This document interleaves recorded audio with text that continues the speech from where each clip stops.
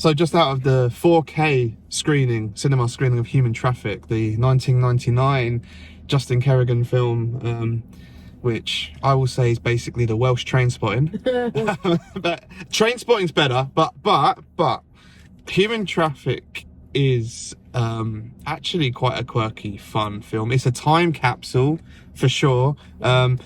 There is stuff looking back that is interesting, because like there is a scene in the film which is like a remake of a Spice Girls music video, like their first video when they broke out, and that is again a product of its time. I do think that will well go over people's heads who aren't of the right age to appreciate what they were doing there, but you know what, it's fun looking back at that film.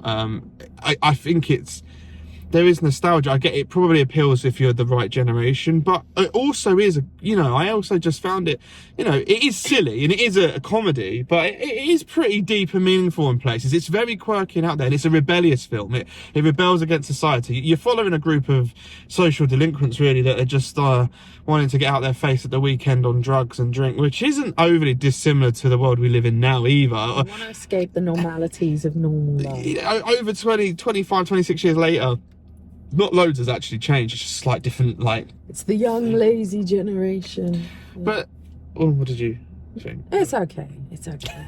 I don't need any reminders of my late teens, thank you. That's a part of my life I've long forgotten. Danny Dyer looks incredibly young. He looks like a baby. He's supposed to be 20 in it. And I was almost like, you sure he's 20? He's in his film debut. I will say, unlike American slasher horrors where they're supposed to be teens and they're like 30, this film, the people did actually look their age. They're in their 20s. But it actually matched. It wasn't like, there's a 40-year-old playing a 20-year-old. It actually, that worked. So, that was a positive. It's got some pretty cool editing, and there is the odd shot. There is one shot in particular, cinematography-wise, that actually was really creative and inventive. And there are sequences that reminded me, there is a whole sequence cut into different characters, so the characters broke off into sets of twos, and it reminded me of Gaspar Noé's Climax. There is actually a whole scene in Climax that's very similar to that. It got that same feel and vibe which came after. Almost feel like it might have been even almost inspired by that. It really did. It really is.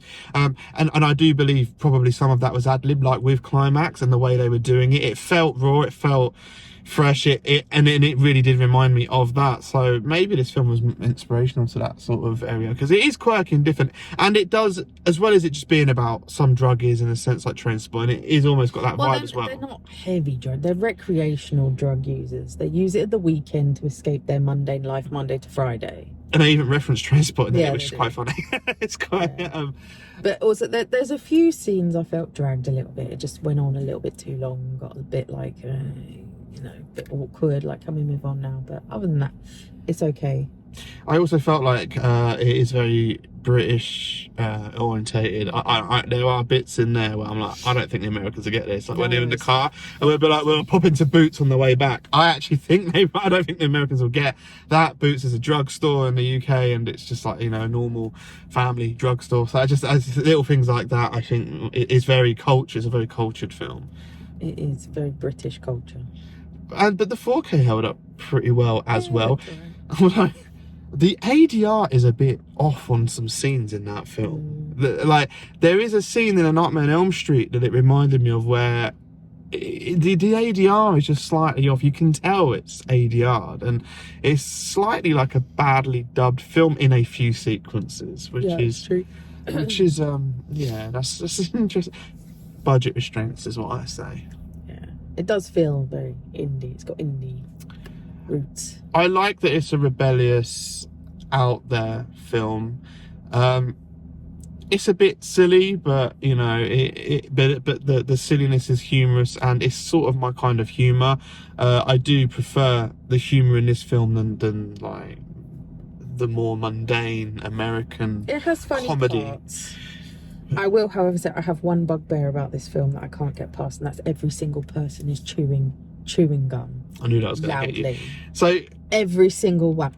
There is a shot I loved, filming through a glass mirrored table of them doing Class A's on it and the camera is like the table.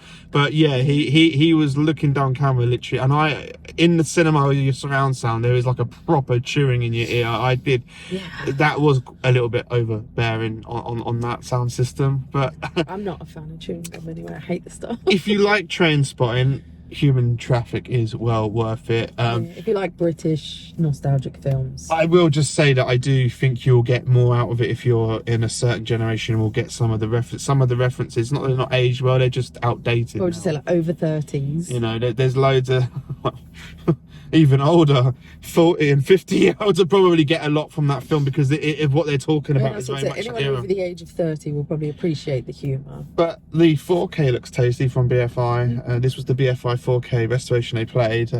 So yeah, the set looks good, and I think it's pretty good restoration, although the ADR's a bit off, but it's good.